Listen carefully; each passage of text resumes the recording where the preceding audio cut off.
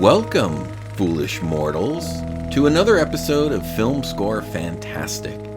This evening, we're taking a trip beyond the grave into the eerie, playful, and unforgettable world of Walt Disney's The Haunted Mansion. First opening at Disneyland in 1969, the mansion has become one of Disney's crown jewel theme park creations, an attraction where music is just as important as the ghosts, illusions, and special effects. Today, however, the Haunted Mansion isn't just one attraction, it's many, each version reflecting the culture and storytelling style of its park location, and with every change in theme came the need for a change in musical style. At the original attraction at Disneyland, Buddy Baker and Xavier x Atencio created a playful ghost symphony built on variations of Grim Grinning Ghosts. In Florida and Tokyo, the same score expanded to fill larger, darker spaces. While in Paris, the story turned gothic and tragic, so John Debney's score swelled into operatic grandeur, and in Hong Kong, where ghostly tales weren't suitable, Imagineers invented a mischievous cousin attraction, with Danny Elfman composing a score of chaos and wonder. Over the years, the Haunted Mansion evolved in theme, and so its music had to evolve in style, from funeral dirge to waltz, opera to cartoon symphony. That's the story we'll follow tonight, how each mansion's music gives voice to its ghosts. So slide into your doom buggy, do not pull down on the safety bar as I will lower it for you, and prepare for a musical journey into Walt Disney's Haunted Mansion. Let's go back to the beginning. The Haunted Mansion at Disneyland didn't appear overnight. In fact, it took over 15 years from initial concept to guest-ready completion. Walt Disney had wanted a haunted house attraction from the very beginnings of Disneyland way back in 1955. Early guidebooks even promised a haunted house attraction coming soon to the end of Main Street. But the mansion became one of the park's most debated projects. Imagineers couldn't decide what it should be: a walk-through museum, a dark ride, a frightening tale of murder and ghosts, or a silly spook show filled with gags. Let's step into the history and the music that brought it all together. In 1957, after the successful opening of Disneyland, Walt Disney asked Imagineer Ken Anderson with developing full storylines for a proposed haunted house-style attraction. One early version followed a sea captain named Gore and his bride Priscilla. At some point, she uncovers his pirate past, he murders her in a rage, and ends up hanging himself in despair. In this version, guests would have uncovered the tale through eerie portraits and ghostly scenes.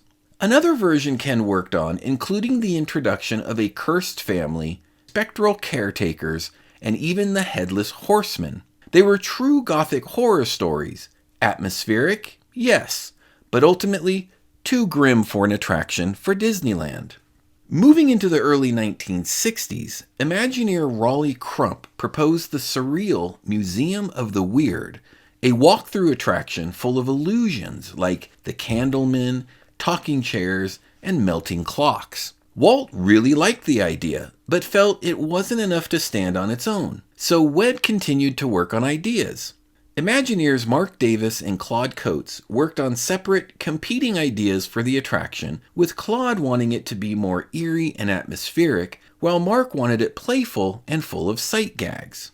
But then, another project came along and changed everything: the 1964-65 New York World's Fair. Walt saw the fair as a chance to test new technologies and attract sponsors, and it consumed his Imagineers. WED Enterprises was tasked with creating attractions for 4 major pavilions: It's a Small World for Pepsi, Great Moments with Mr. Lincoln for the state of Illinois, Carousel of Progress for General Electric, and Ford's Magic Skyway for the Ford Motor Company. These were huge undertakings, introducing innovative ride systems, state-of-the-art audio animatronics, and storytelling techniques that would later reshape how attractions were designed at Disneyland.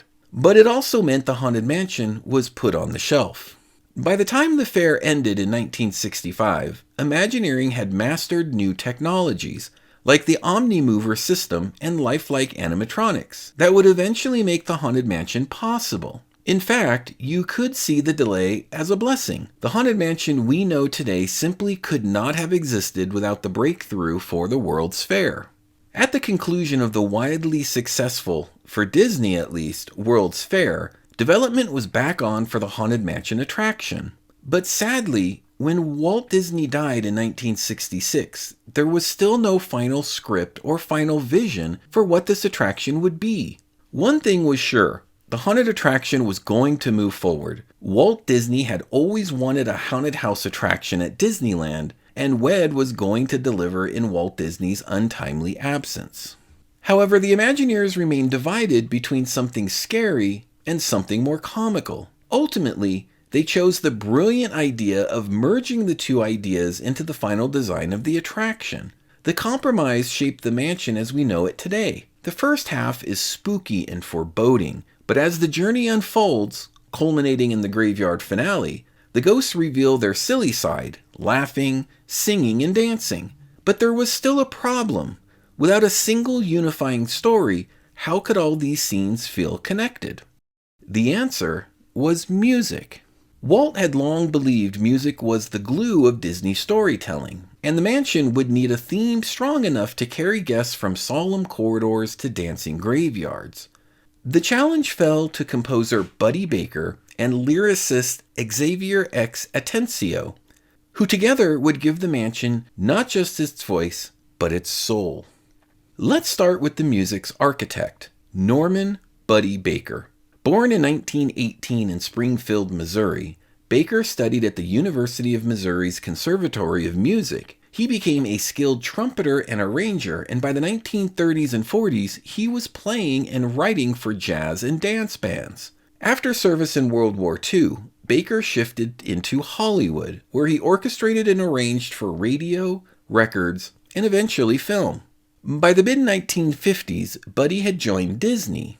His first assignments were not glamorous blockbusters, but steady, dependable projects, scoring episodes of Davy Crockett and Zorro, writing background music for the Mickey Mouse Club, and later composing for the True Life Adventure documentaries. What made him invaluable to Walt was his versatility. Baker could do lush symphonic passages one day, Dixieland jazz the next, and eerie avant-garde textures after that. He ended up working on more than 125 projects for Disney, including attractions like Great Moments with Mr. Lincoln, America Sings, and Impressions de France at Epcot. For the Haunted Mansion, Baker's flexibility was crucial. The attraction didn't have a straight line from spooky to silly. It blended them. Baker's solution was ingenious. He created a single melody and reshaped it endlessly. He treated Grim Grinning Ghosts the way a film composer treats a leitmotif, adapting it to mood, character, and setting. And in the mansion, he didn't just score scenes, he scored architecture. Each room has its own musical voice, yet all connected by that one tune. Of course, music without words wouldn't have been enough. That's where Xavier, also known as X, Atencio, came in.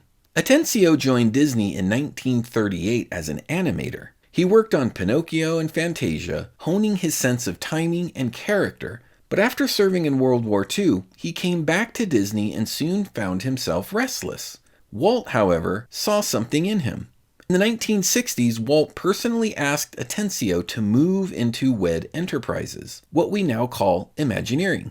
Atencio didn't think he was qualified. He wasn't a writer, he wasn't a lyricist, but Walt insisted. His first big project was Pirates of the Caribbean, where Atencio not only wrote the ride script, but also the lyrics to Yo-Ho, A Pirate's Life for Me. That success proved Walt right. Atencio had a knack for writing lyrics that were simple, singable, and timeless. For the Haunted Mansion, Atencio created lyrics for Grim Grinning Ghosts that walk the razor's edge between creepy and funny. Phrases like, Grim Grinning Ghosts come out to socialize, capture the balance. The words are spooky, but they wink at you. You're not terrified, you're invited to join in. Atencio's secret was that he wrote as if the ghosts themselves were talking. They weren't there to frighten you, They were hosting you at their eternal party, and that's why his lyrics still resonate. They give the haunts personality, humor, and charm. Together, Buddy Baker and Atencio made the mansion sing. Baker gave it its symphonic spine, Atencio its playful voice. Without Baker, the mansion would lack musical cohesion. Without Atencio, it would lack wit. With both, we have a song so enduring that it became the mansion's identity. No matter where in the world you write it, Anaheim, Orlando, Tokyo, or Paris, you'll always hear echoes of Grim Grinning Ghosts. To appreciate Buddy Baker's genius, let's walk through the attraction scene by scene and hear how the music evolves. The Haunted Mansion isn't just a ride with background music. It's a carefully structured musical journey, a suite in multiple movements. Each room has its own arrangement of Grim Grinning Ghosts, transformed to match the mood. Together, these variations create a symphony of 999 happy haunts. The experience begins before you even enter. Unlike traditional haunted houses, the exterior of Disneyland's mansion is pristine, a stately southern Gothic home in New Orleans Square. Walt Disney himself insisted it look elegant. As he put it, "We'll take care of the outside, the ghosts can take care of the inside." Once inside the foyer, the first true musical cue appears, the organ dirge. It's slow, heavy, minor key, a musical funeral march.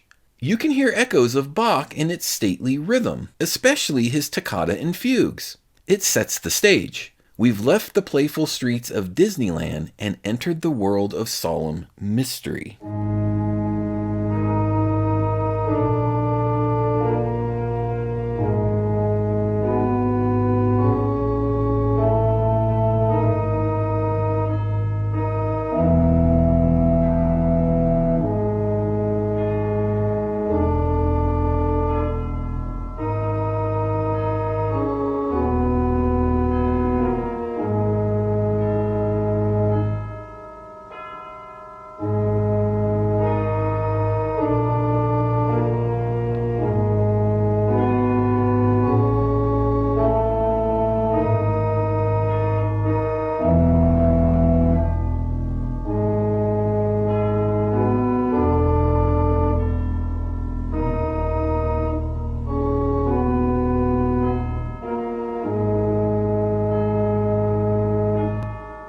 In the stretching room, there is no music at all.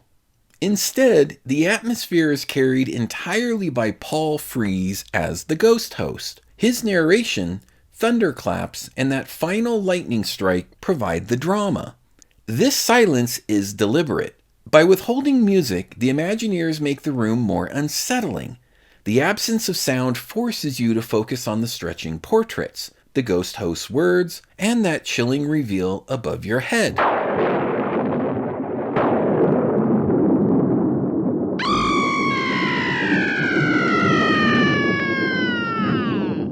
From the silence of the stretching room, guests shuffle down a long, dimly lit hallway.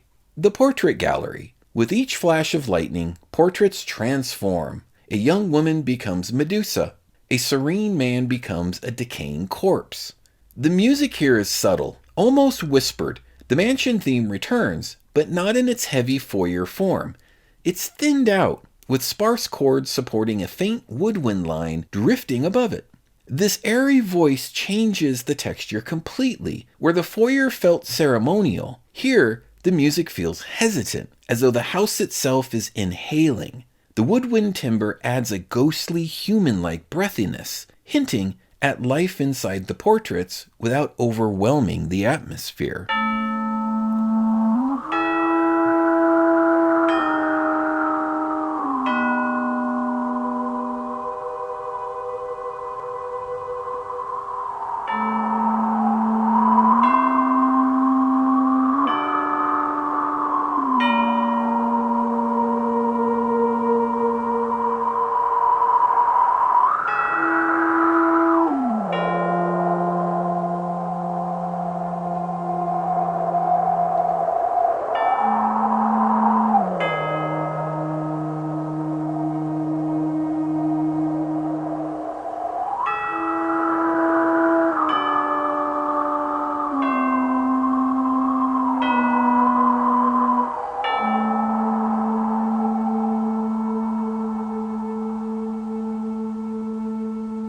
In this moment, Baker shows remarkable restraint. The orchestration is sparse, transparent, leaving space for the crackle of thunder, the flicker of lightning, and the guest's own unease. It's not grand like the ballroom or funny like the graveyard. It's transitional, a liminal space. And then, without fanfare, you arrive at the loading platform. The ghost host beckons you to step into your black carriage, your doom buggy, while the woodwind continues their quiet processional. It feels less like music and more like atmosphere, guiding you deeper into the mansion. The carriage that will carry you into the moldering sanctum of the spirit world will accommodate you and one or two loved ones. Kindly watch your step as you board, please. We spirits haunt our best in gloomy darkness, so remember, no flash pictures, please. Once aboard your doom buggy, you glide into the corridor of doors. Here, the walls themselves come alive. Unseen hands pound, voices moan, door handles rattle, and eyes seem to peer out of the wallpaper. Musically, Baker doesn't draw attention to himself. What we hear is an extension of the foyer organ dirge. Slow, heavy chords, minor key, understated. It's not meant to dominate, but to provide a steady, unsettling pulse beneath the sound effects. In some mixes, you can hear faint harpsichord textures, but it's the organ that grounds this passage, echoing the funeral march we heard first in the foyer. It feels as though the house itself is breathing, a slow, ominous heartbeat under all the chaos.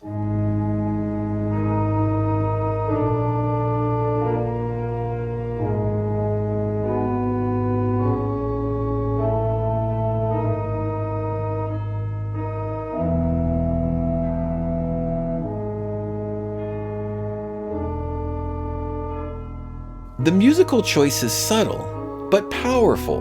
By keeping the corridor's music so close to the foyers, Baker creates continuity, a sense that we are still moving through the mansion's opening movement.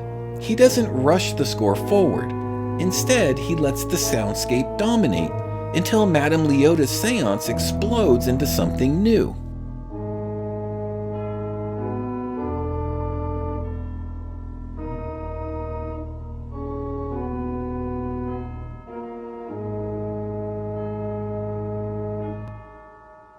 In the seance circle, we meet Madame Leota, whose head floats inside a crystal ball. She calls upon spirits with incantations. Serpents and spiders, tail of a rat. Call in the spirits wherever they're at. Here, the music becomes ethereal. Swirling chimes, theremin-like tones, and echoing percussion. This is avant-garde scoring, reminiscent of 1950s sci-fi films. It's eerie, creating the sense that the spirit world itself is vibrating around us.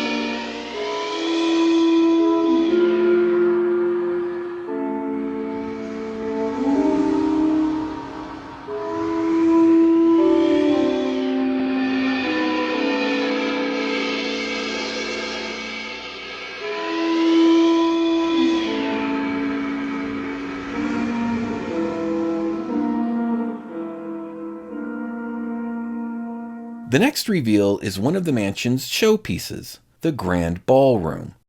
Ghosts waltz, a duel, and a feast and spectral party brought to life by Yale Gracie's Pepper Ghost's illusions. Baker reshapes Grim Grinning Ghosts into a waltz. 3/4 time, organ and strings. It's elegant and stately, but eerie, like Johann Strauss after midnight. The familiar medley is disguised, but it's still there, twirling amongst the dancers. This is the mansion at its most theatrical, a Gothic carnival where the dead dance forever.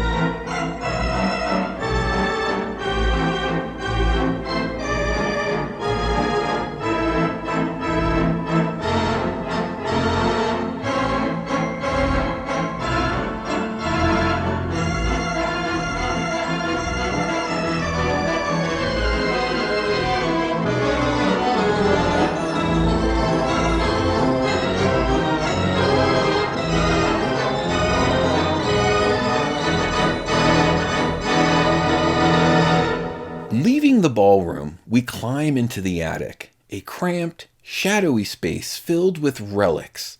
A bride waits among the boxes, her heart audibly beating. The music here fragments into ominous organ chords. The melody of Grim Grinning Ghosts is barely recognizable, reduced to fragments and uneasy tones. Later updates gave the bride her own motif, but even in 1969, the attic stood out as the most unsettling moment. Music stripped to its bare bones.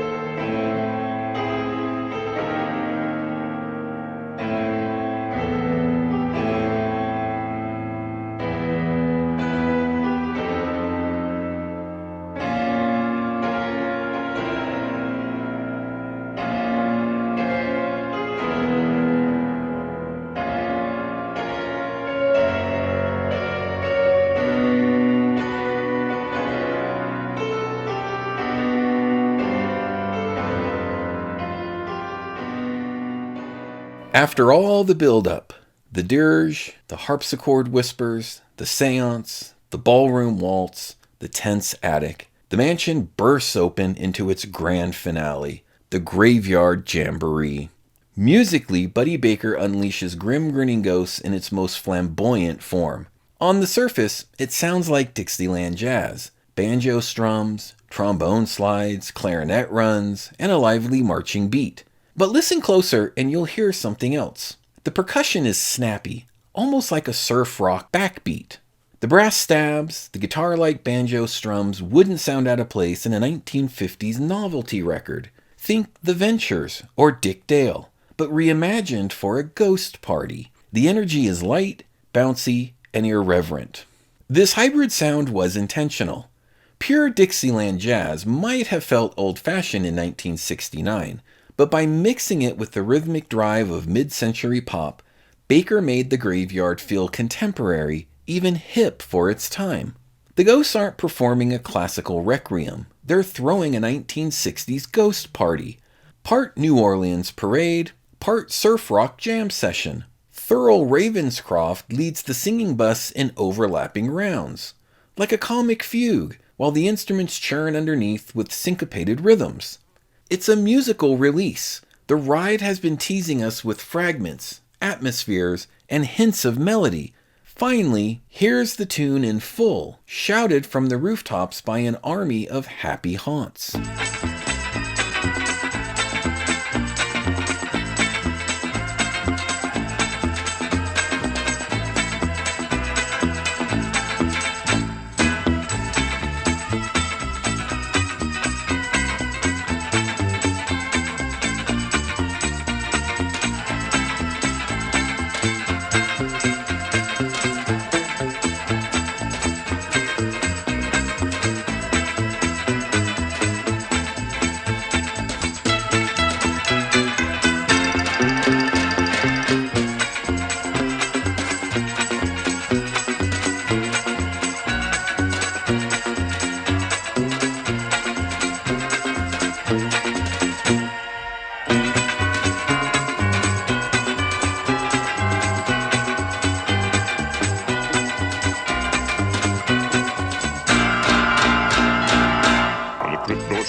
Tombstones quake, Tombstone knockers swing and wake, happy haunts materialize, and begin to vocalize. Grim Grinning Ghosts come out to socialize. Now don't close your eyes and don't try to hide. For a silly spook, they sit by your side. Shrouded in a dark disguise, They pretend to terrorize. Grim Grinning Ghosts come out to socialize.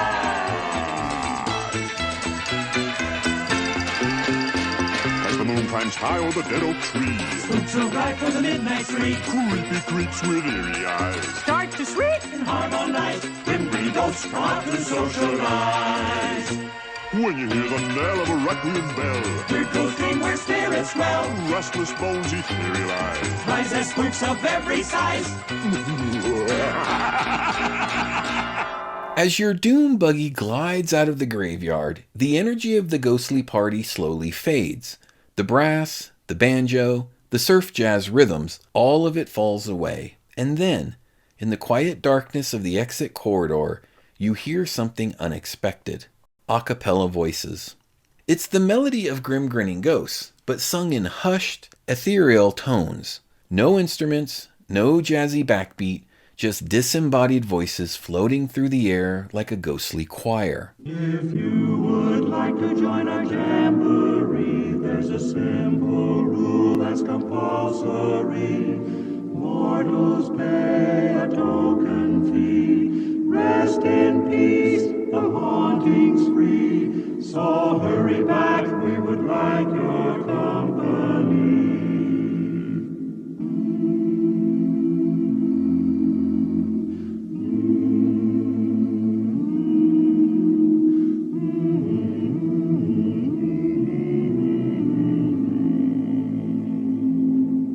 This is Buddy Baker's final sleight of hand.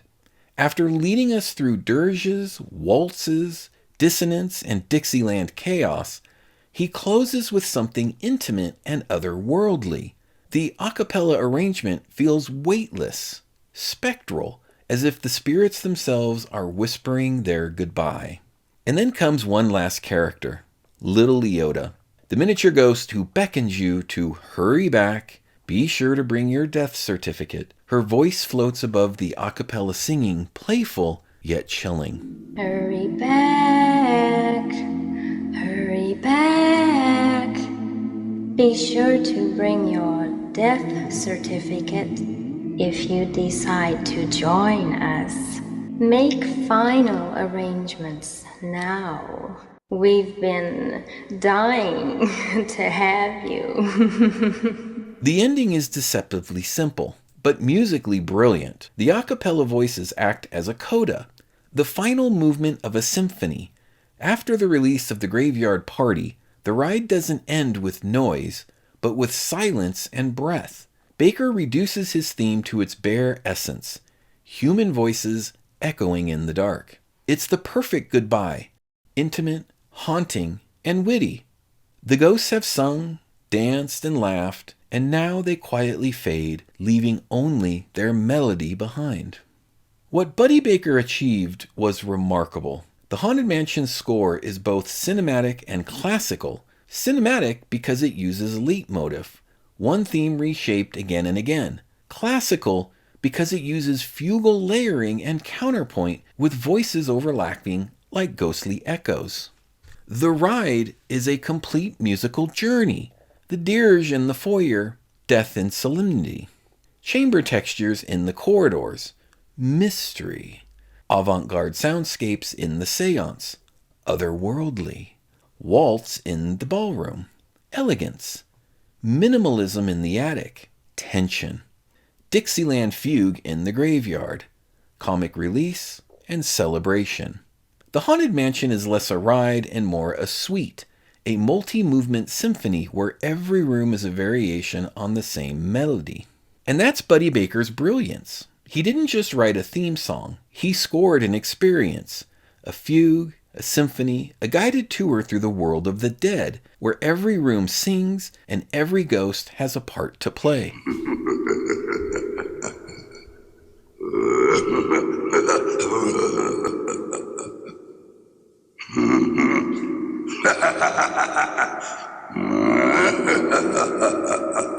When the Haunted Mansion opened at Walt Disney World in 1971, Buddy Baker's music returned, but with some subtle differences.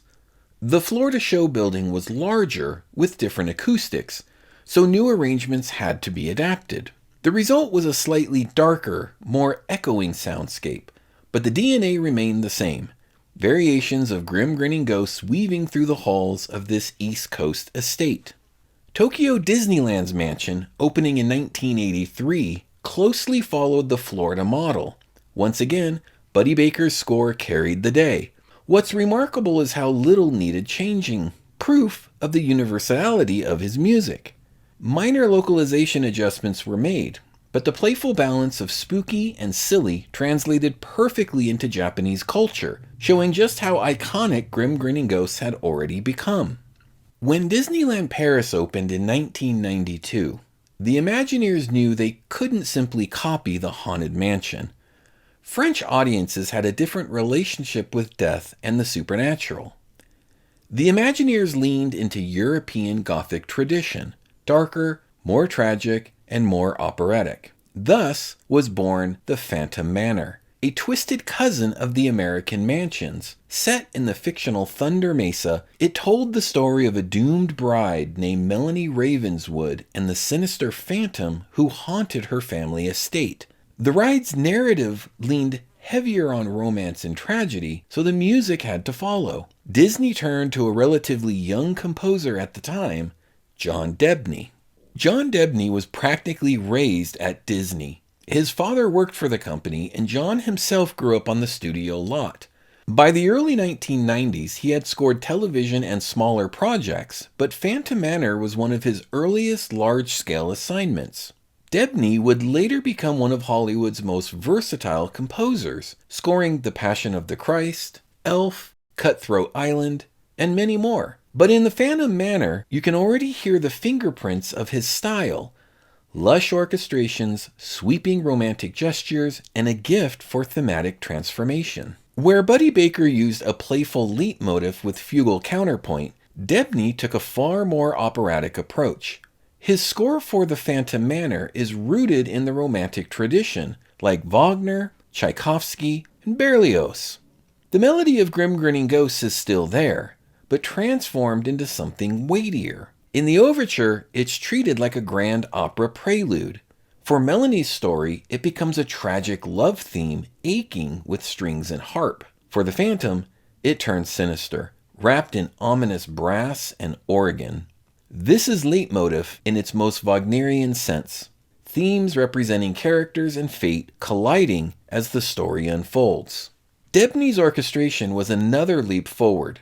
Baker's original was clever and versatile, but modest in scale, mostly organ, small ensemble, and layered effects. Debney, by contrast, wrote for a full symphonic orchestra. Strings swell like storm clouds, brass announces the phantom with terrifying authority, the harp shimmers with Gothic romance. And listen to how he uses counterpoint. Not the playful fugue of Baker's Graveyard, but romantic polyphony. Melodies entwining, rising to climaxes, then dissolving into eerie silence. This is film scoring for a ride crafted with the grandeur of Hollywood epic. The Phantom Manor score changes the identity of the attraction itself. Gone are the playful, happy haunts. In their place, a tragic tale of love and loss. The music doesn't wink at the audience. It envelopes them in Gothic tragedy. Where the American mansions laugh at death, the Parisian phantom mourns it, and it's Debney's music that makes this distinction crystal clear.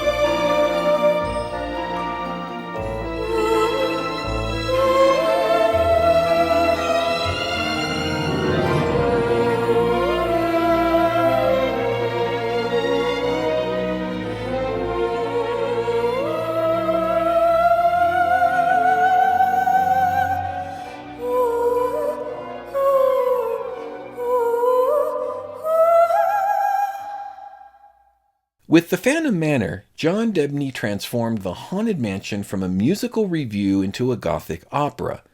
It's a reminder of just how flexible the foundation was. One attraction, one melody, but infinite interpretations, each shaped by culture, story, and above all, music. In 2013, Hong Kong Disneyland opened an entirely new spin on the haunted house tradition, Mystic Manor. Because of cultural sensitivities around ghosts and the afterlife in China, Disney Imagineers created something very different. Instead of spirits of the dead, Mystic Manor follows Lord Henry Mystic, a globe-trotting adventurer, and his mischievous monkey companion, Albert. When Albert opens a magical music box, the artifacts of Mystic's collection spring to life. What follows is not a ghost story, but a whimsical magical adventure filled with living objects, enchanted paintings, and runaway chaos. To score this new kind of mansion, Disney turned to a composer with a flair for the mischievous and the macabre, Danny Elfman. By 2013, Danny Elfman was already a household name in film scoring. From Batman and Edward Scissorhands to The Nightmare Before Christmas, Elfman had defined a sound: quirky, gothic, playful, and darkly magical.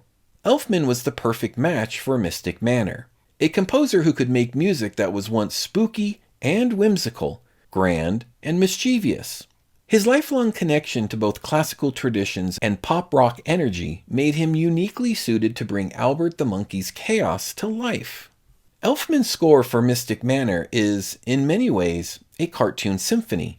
Where Baker relied on fugue and Debney on Wagnerian leitmotifs, Elfman drew from a different lineage: Prokofiev, Stravinsky, and Carl Stalling.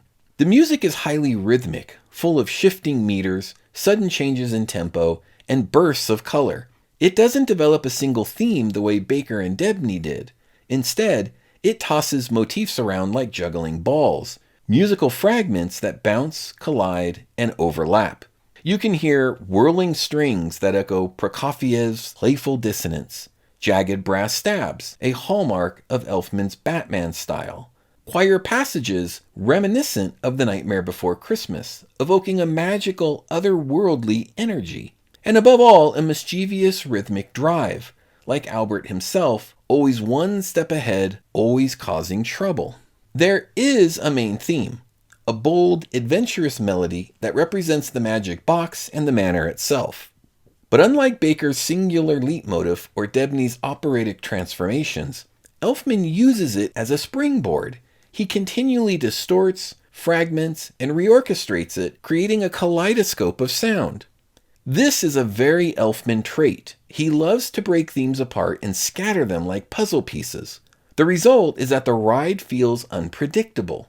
The music mirrors the chaos unfolding as paintings come to life, armor charges across the room, and the collection spirals into mayhem.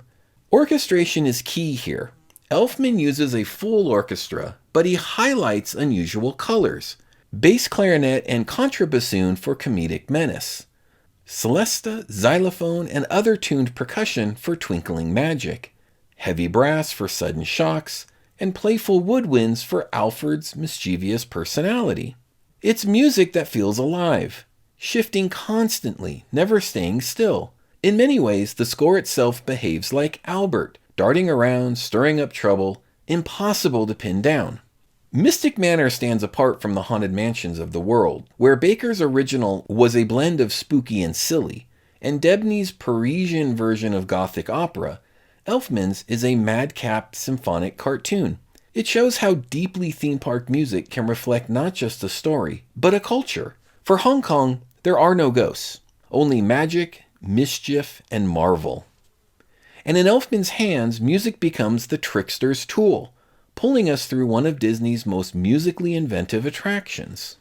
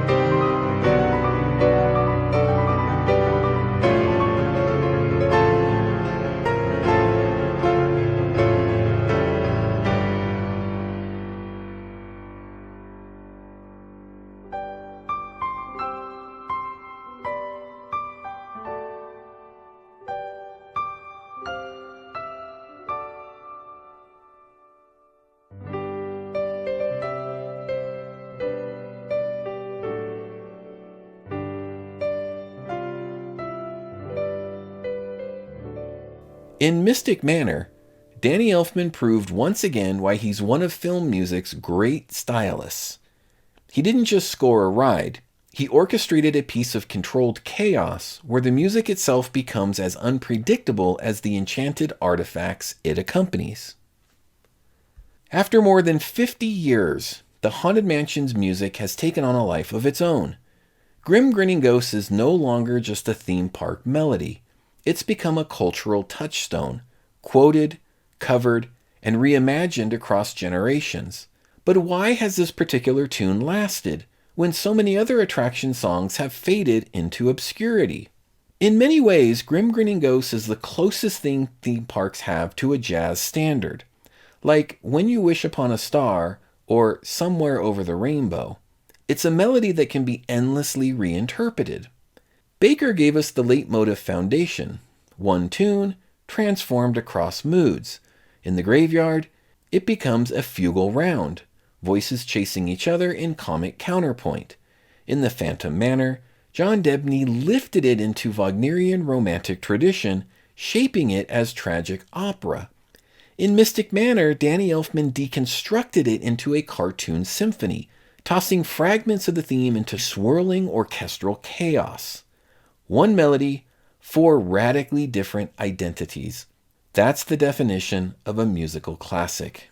Outside the parks, Grim Grinning Ghosts has found new life in dozens of covers, jazz bands, rock groups, a cappella assembles, even Disney's own Haunted Mansion holiday overlay with The Nightmare Before Christmas introduces Tim Burton's melodies into Baker's framework.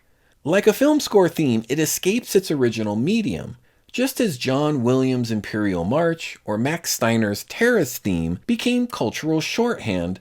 Grim Grinning Ghosts has become the musical emblem of Halloween itself. When you hear that organ dirge, you don't need context. You know you're entering a playful world of spooks. The Haunted Mansion also set the model for how theme park attractions use music. Before 1969, many rides featured background scores or musical snippets. But the mansion proved that you could score a ride like a film, with leitmotifs, counterpoint, and orchestral development. That model influenced everything from Epcot's pavilions in the 1980s to modern attractions like Star Wars: The Galaxy's Edge, where John Williams himself contributed the music. The line between film scoring and theme park scoring has blurred, and it began with Buddy Baker's organ dirge and Xavier Atencio's witty lyrics. So what is the Haunted Mansion's true legacy? It's not just that it scared us or made us laugh. It's that its music showed us a theme park ride could be a symphony in motion. It taught Imagineers and composers alike that music doesn't just accompany a story. In the mansion, music is the story. Without it, the illusions would still be clever, but the experience wouldn't breathe. With it, the attraction became immortal. Over half a century later, the Haunted Mansion still invites us to be its 1000th guest. And every time we step inside, we hear Buddy Baker's melody, sometimes as a fugue, sometimes as an opera, sometimes as a madcap cartoon, reminding us that in Disney's world, even death can be scored with a smile. From Baker to Debney to Elfman, the Haunted Mansion's music has spanned styles, cultures, and generations. It remains the gold standard for how theme park music can stand alongside the great film scores. If you enjoyed tonight's journey on Filmscore Fantastic, remember, there's always room for one more. Listener, subscribe, bring your friends, bring your curiosity, and come back soon. After all, the music world is filled with happy haunts. Good evening, my friends.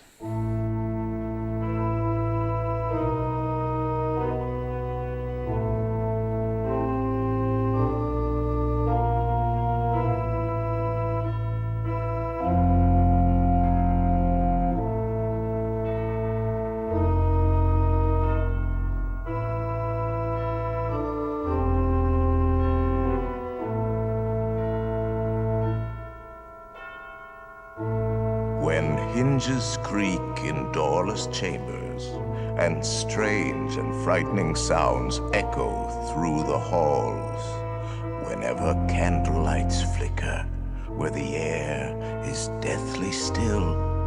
That is the time when ghosts are present, practicing their terror with ghoulish delight.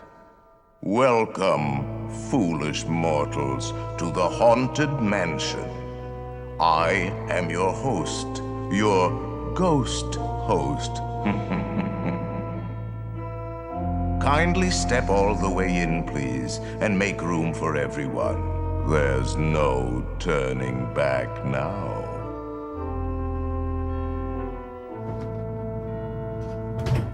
Our tour begins here in this gallery, where you see paintings of some of our guests as they appeared in their corruptible, mortal state.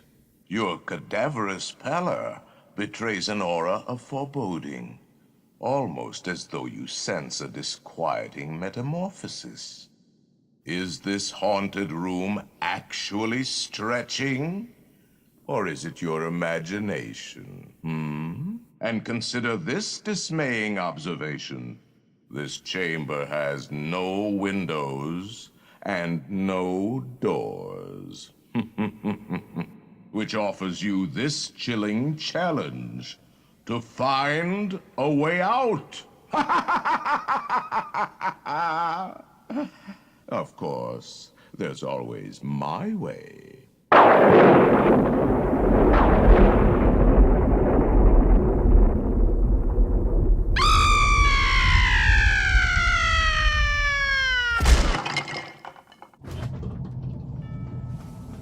Oh, I didn't mean to frighten you prematurely. The real chills come later. Now, as they say, look alive, and we'll continue our little tour. And let's all stay together, please. There are several prominent ghosts who have retired here from creepy old crypts all over the world. Actually, we have 999 happy haunts here, but there's room for 1,000. Any volunteers? If you insist on lagging behind, you may not need to volunteer.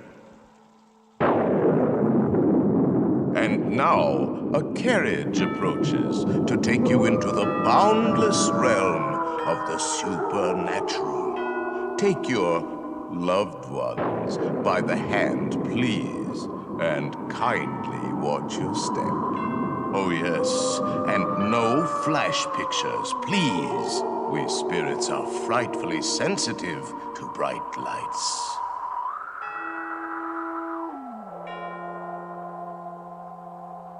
Do not pull down on the safety bar, please. I will lower it for you. And heed this warning. The spirits will materialize only if you remain quietly seated at all times.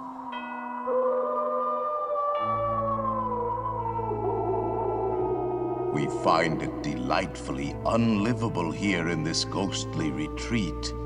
Every room has wall-to-wall creeps, and hot and cold running chills. Shh. Listen.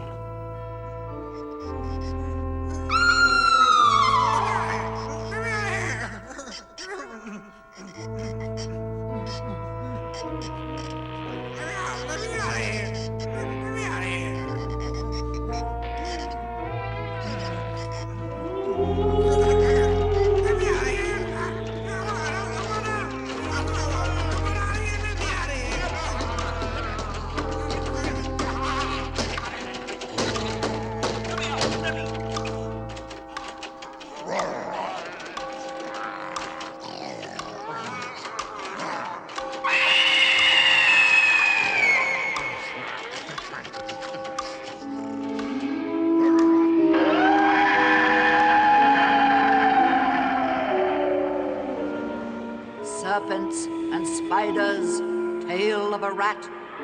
Call in the spirits wherever they're at. Rap on a table. It's time to respond. send us a message from somewhere beyond. Goblins and ghoulies from last Halloween, awaken the spirits with your tambourine. Creepies and crawlies, toads in a pond, let there be music from regions beyond. Wizards and witches, wherever you dwell, give us a hint by ringing a bell. The happy haunts have received your sympathetic vibrations and are beginning to materialize. They're assembling for a swinging wake, and they'll be expecting me. I'll see you all a little later.